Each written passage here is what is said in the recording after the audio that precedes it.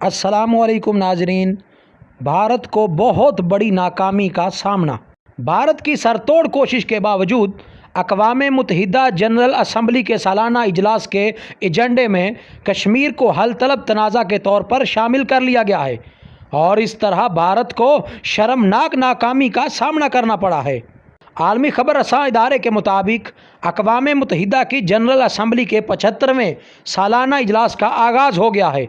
New York में होने वाला ये इजलास कोरोना वबा के बायस वर्चुअल होगा, जिसमें अरकान ऑनलाइन शिरकत कर सकेंगे।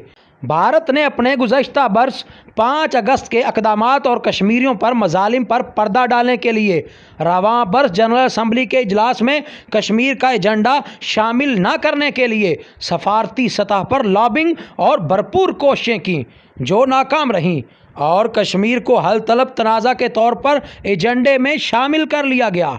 गुज़श्ता बरस की तरह रवां इजलास में भी वज़ीर आज़म इमरान खान 23 सितंबर को एक मरतबा फिर कश्मीर में भारतीय फ़ौज के मज़ालिम और मोदी सरकार की इंसानी हुकूक की संगीन खिलाफ वर्जियों से दुनिया को आगाह करेंगे और आलमी बरादरी से ठोस और मुअस्सर इक़दामात उठाने का मुतालबा करेंगे।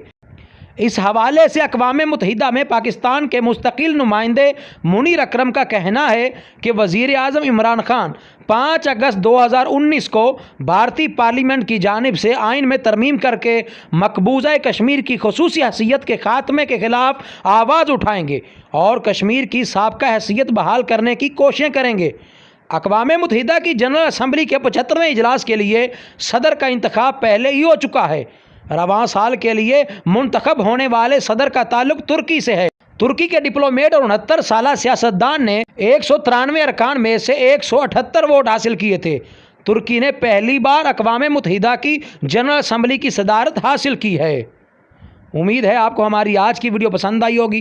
वीडियो पसंद आई तो वीडियो को लाइक करें और जो लोग चैनल पर न्यू हैं वो चैनल को सब्सक्राइब करके साथ लगे बेल के आइकन को लाजमी प्रेस करें ताकि हमारी हर नई वीडियो के अपडेट आपको सबसे पहले मिल सके।